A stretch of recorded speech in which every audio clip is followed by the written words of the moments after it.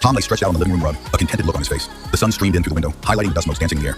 Jerry, meanwhile, was not content. He was hungry. The delicious smell of cheese was wafting from the kitchen. A smell he knew meant a fresh block of Swiss had just been put away in the refrigerator. Jerry tiptoed out of his mouse hole, a mischievous glint in his eye. He had to get that cheese. He made his way across the floor, dodging Tom's outstretched paws, which twitched in his sleep. He reached the leg of the refrigerator and began to climb. It was a long, treacherous journey, but he was a determined mouse. He reached the top of the fridge and peered down at the counter below, where a single slice of Swiss cheese lay tantalizingly close to the edge. He looked at the slice, then at Tom. The cat was still asleep, but Jerry knew that could change at any moment. He had to be quick. He climbed down a few inches, and then, with a mighty leap, launched himself toward the counter. He landed with a soft thump, a little dizzy but otherwise unharmed. He scurried toward the cheese, his heart pounding with excitement. Just as his tiny paws were about to touch the delicious food, a shadow fell over him. He looked up to see Tom, awake and alert, a wicked grin on his face. "Going somewhere, little mouse?" Tom's voice rumbled, and Jerry froze. He knew he was in trouble. Tom lunged forward, but Jerry was faster. He darted under a teacup, porcelain shielding him from the cat's claws. Tom, ever the clumsy feline, knocked the teacup over, sending it spinning across the counter and crashing to the floor.